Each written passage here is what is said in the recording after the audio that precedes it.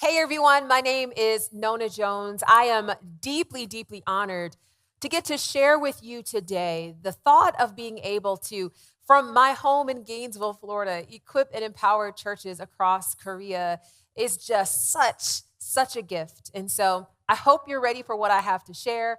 Let's get to it.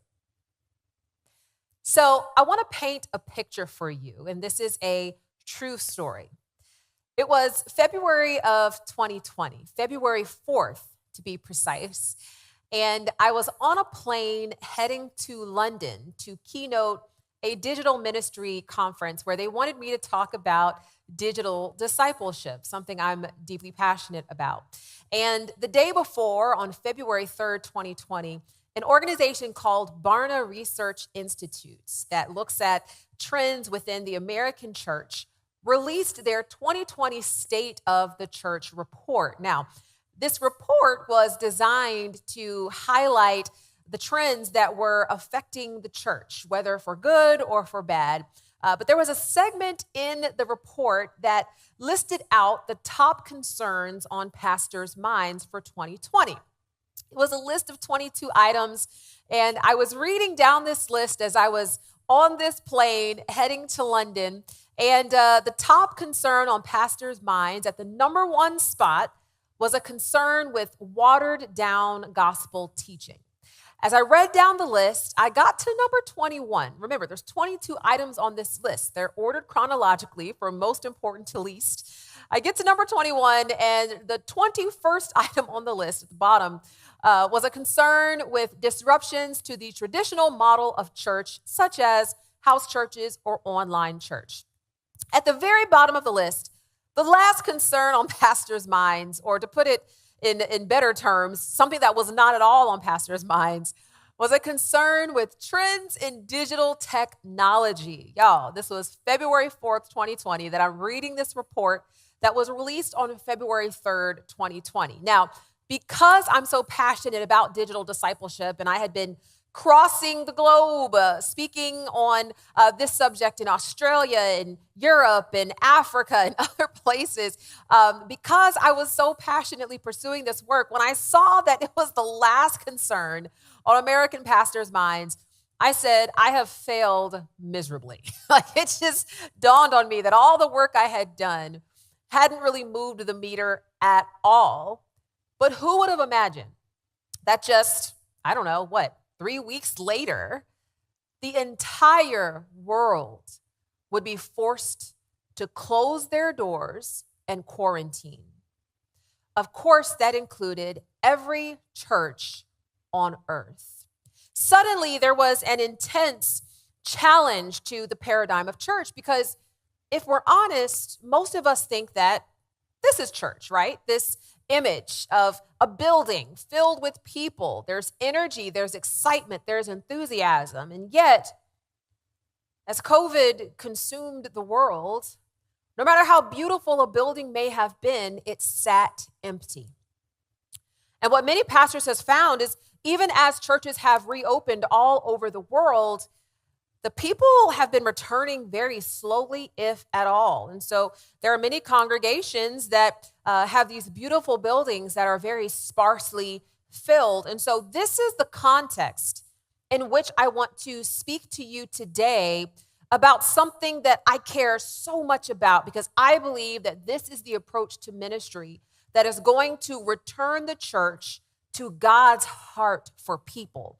I'm going to be speaking out of my book. It's called From Social Media to Social Ministry. And in order to do that, I'm going to give you some statistics that are contextually American. They are contextually for the United States of America, but they can certainly be extrapolated to any global context, no matter where you are in the world, so that you understand what's happening on the ground. Now, going back to the image I shared earlier, when most people think of church, they think of four walls. They think of a place that you go. They think of a program that you watch. They think of people being in a space together. But in the United States of America, there are about 250 million professing Christians, 246 million Christians. If you were to actually look at the number of churches local churches in America, there's about 350,000 local churches. Now, according to Gallup, prior to COVID, prior to the pandemic, at the most, 40% of Americans reported attending a weekend worship service. That's 40%, 4 out of 10 of people said that, yes, I'm in church. But when they got beneath those numbers and they actually looked to see who was really attending, what they found is that the number was closer to 20%. And so half of the people who said, yes, I'm attending church in a building on the weekend actually were not. Now, prior to COVID, we know that about 30,000 people were searching for the phrase church online through Google every month. That's prior to COVID. But after COVID, millions of people were searching for that exact same phrase. And this is what they found. Church online was the ability to watch what was happening in a building. So many churches took to Facebook Live and Instagram Live and church online platforms in order to stream their service, in order to stream their program to an audience. But a question I want you to consider and contemplate today is, when did the church become a program to watch? When did church become something to spectate, something to observe? When I look at the Bible, in Matthew chapter 4 and 19, Jesus said something so profound and yet so simple. He said, "Come follow me, and I will send you out to fish for people." But if we're honest, many of us have become very, very comfortable with the fishbowl. We've become very comfortable with the aquarium. And so instead of being fishers of men, we have become keepers of fish tanks. Many of us think that we are extremely successful if this is what our church looks like: a bowl with a bunch of fish. But the problem with this is that even before COVID quite literally created a seismic shift in the paradigm of what church is, before that happened, the fish were leaving the bowl. You see, in the United States of America, before COVID, we know that 2 out of 3 churches were either declining or plateauing in attendance. There are so many churches around the world that have permanently closed their doors because the loss of membership that they were experiencing before the pandemic simply accelerated, and they realized that they no longer had the resources necessary to stay alive. Although we prize the megachurch, the reality is this is what most churches look like. Regardless of where you are in the world, most churches are sparsely attended. And so when I first got into this work of promoting digital discipleship, I reached out to a very large church and I told them, I want to help you use social technology to make disciples of people in digital spaces. And they said, we're not really interested in digital discipleship. We use Facebook to get people into the building. That's our goal for social media. In other words, they're using social media to achieve this. Because this is what church is, right? There have been a lot of pastors who have even said through the pandemic, we have to get back to normal. And by saying we have to get back to normal, what they're really saying is we have to get back to the building. But the reality is that even through the pandemic, the church never stopped being the church, because the church was never a place. The church was always a community of people who would gather occasionally in a place. But in reality, this is what Jesus has called us to. He hasn't called us to fish tanks. He's called us to the open seas in order to make disciples of the men in the sea. This, no matter how packed it may seem, is not success if there is an ocean of fish who do not yet know Jesus as Lord, which brings me to another point. You see, a lot of people know about the blue check, but just in case you don't, when I first started working at Facebook, well, the company formerly known as Facebook, currently known as Meta, when I first started working there were many pastors who would come to me and they would say, Nona, can you help me get a blue check? Well, I didn't know what that was. And so I asked internally, like, what's the deal with the blue check? What's that all about? And I was told that a blue check is simply a process by which an individual's identity is authenticated. And typically, people get the blue check as verification that this is the authentic account because they are so well known that they are susceptible to being impersonated, and people will use their likeness to ask for money and do other nefarious things. But the people who were asking me to get them verified didn't often have very large churches or large followings or best-selling books. They weren't really known beyond their local community. And it dawned on me that many people were pursuing this blue check as a means to matter, as a means to prove to other people that they were worthy of being followed. But the question that I want to pose to all of you today is, when did success become building a following more than building the kingdom? Another question I want you to consider is, when it comes to metrics and how we analyze our success on social media, why is it that we track how many people like our posts, but not how many people actually choose Jesus because of them? And taking that a step further, what would we do if they did choose Jesus? What if you did make a post and somebody said, I want to give my life to the Lord? Well, what happens then? Many times we're not responding to people in comments. Many times we're not engaging people beyond their like or their share. And so one of the things I want to encourage you to realize is that it doesn't matter how many followers you have if those followers are not following Jesus through you. When we are on these social platforms, we are there simply to be a conduit for the work of God. We are there to be a conduit for the Holy Spirit to bring conviction, for the Holy Spirit to prick the hearts of people so that they will see the need of Jesus. And I know a lot of times people will downplay social media and say, well, I don't want to be on Facebook and I don't want to be on Instagram. But this is a snapshot in time of Facebook users around the world. And you will notice that there are people using this platform literally all over the world. What else can you do? What other platform could you use to reach almost 4 billion people? That's almost half of the world's population. And so today, what I want to do in the time that I have left with you is I simply want to invite you to join me in a digital discipleship revolution, in a radical change in a way of thinking about or doing something, a change of paradigm. You see, the Bible tells us that it is not good for man to be alone. We are not made to consume content. We are made to be in community with others. And that's what discipleship is all about. Right now, we're using these various social platforms just to throw content out at people. But the question is church an event for a couple hours each weekend, or is church a way of life 168 hours per week? I believe it's a way of life.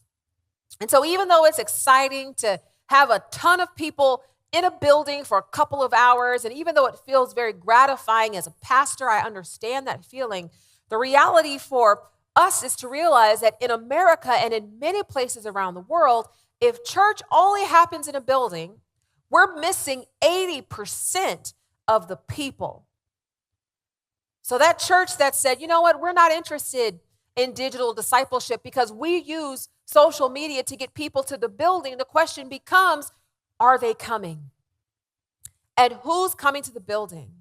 Because if it's the same 20%, we are not fulfilling the call that Jesus gave to us. Jesus said in Matthew 28:19-20, go and make disciples of all nations, He didn't say to stand in the pulpit and wait for people to come in. And then if they come, you can offer them, the right hand of fellowship, or you could offer them to turn their life over to Jesus. No, he said, go and make disciples of all nations. Where else can you make disciples of all nations without having to leave your city, without having to even leave your home?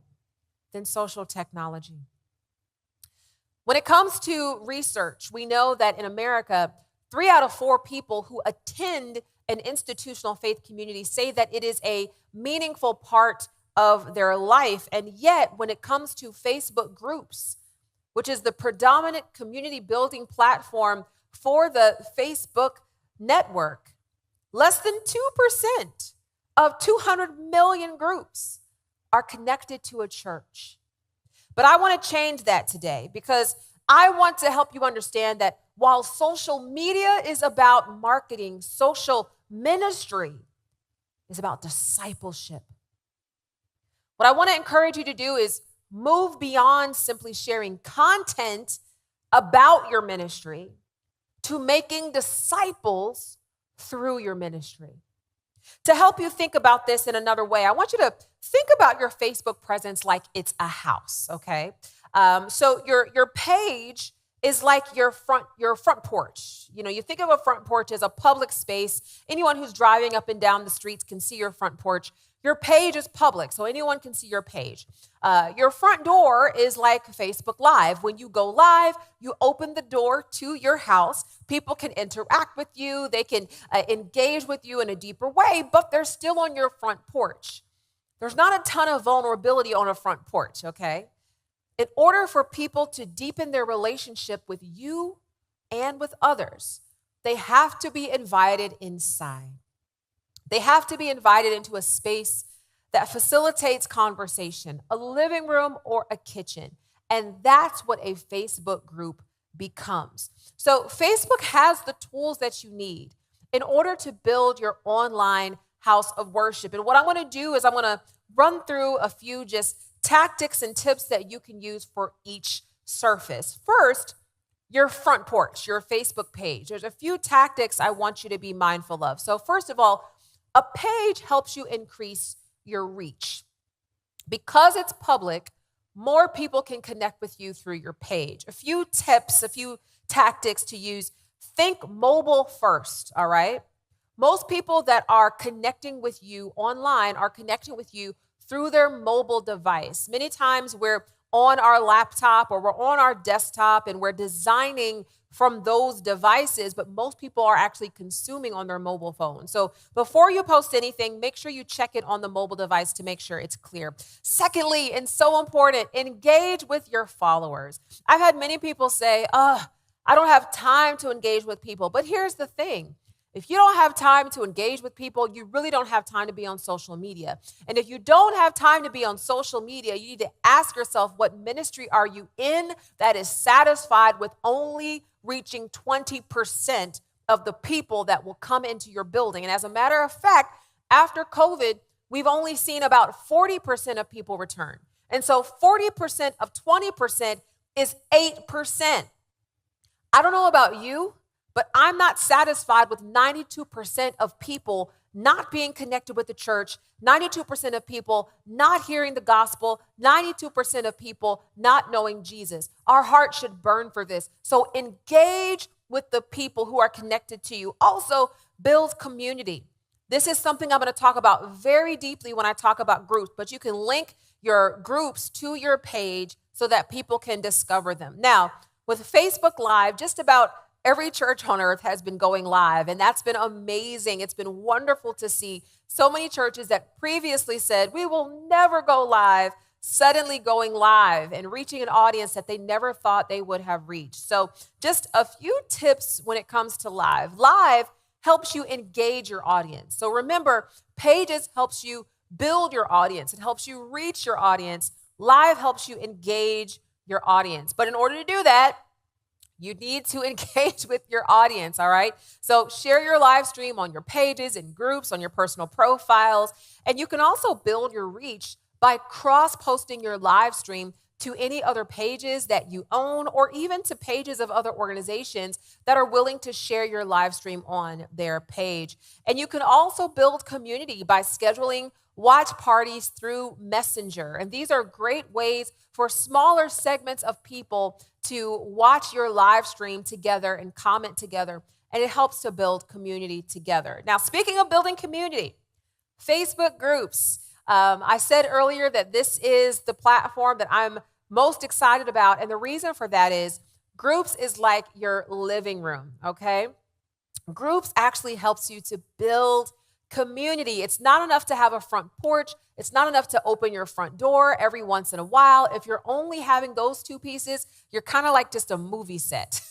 And we want you to be more than just a movie set. We want you to be a house, okay? So groups help you build community. But the way that you leverage groups and optimize it is you want to make people feel welcome. The same way you would if you invited people into your real living room. You want to make people feel welcome. There's a tool in groups that actually lets you auto-generate a post that will welcome and tag the last 500 people that joined your group. So just as you would if you had a visitor to your church, or just as you would if you had a new member join your church, you want to make people feel welcome. Also, connect members to each other.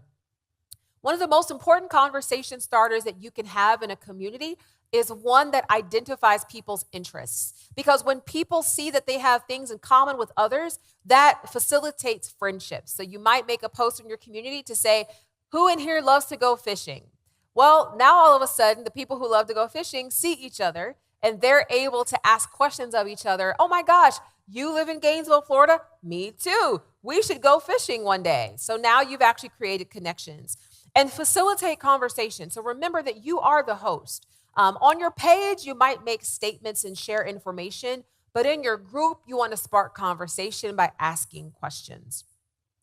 There's another tool I want to spend a moment on because I feel that this is one of the most important tools in groups that you can use, and it's learning units. Learning units are also labeled as guides in the group, but I want to show you how these work because learning units actually helps you structure your content sequentially so that people can learn in a sequential fashion. So one of the things that we've done in our community for our church is sometimes we'll take a sermon. If my husband preached or I preached, we'll take a sermon, we'll break it into parts, and we'll publish it as a learning unit or as a guide so that people can go through the content at their pace, ask questions, and have conversations.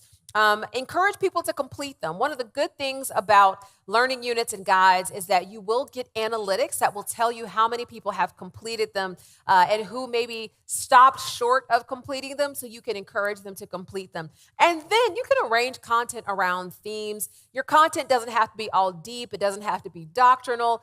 You can do things like, local recommendations, resources, recipes, as well as spotlighting members. So there's so many things that you can do. But think of learning units as almost like a class. You can build a class or classes into groups so that people can learn together. And the ultimate goal of all of these resources is to build a discipleship community. And why is that? Because discipleship is the relational maturation of our faith. We are not discipled when we come into a building and sit down and listen to somebody preach. We are not discipled when we come into a building and sit down and listen to someone teach. We are discipled when we get into community with people and we're able to challenge each other, ask questions, and do life together. So I'm going to give you just a few examples of things that you can do in groups in order to support digital discipleship. So this is an example of a verse of the day. I love the YouVersion Bible app. I'm giving them a shout out because you can share the verse of the day that they share in their app to your Facebook community that I want you to start thinking about as almost like your online campus. You can share it to your Facebook community and get people building community around the Word of God.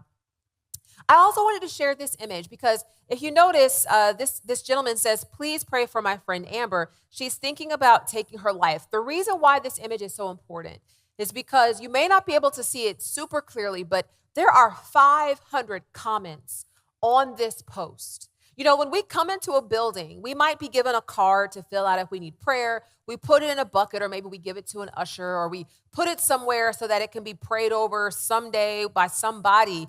But in this case, he sees 500 human beings saying, I'm praying for you. Please keep us updated. We're lifting her in prayer today and encouraging him that it's going to be okay. God's got her and God's got you as well. And so that creates a sense of strength, knowing that you have that many people rooting for you.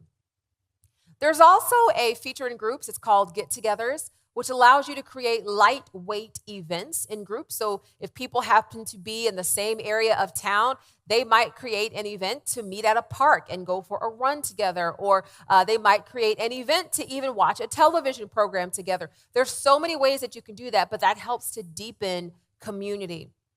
You can also link groups together, so you create like an ecosystem of groups. So imagine for your church, you might have a women's ministry, a men's ministry, you might have youth and all these different ministries.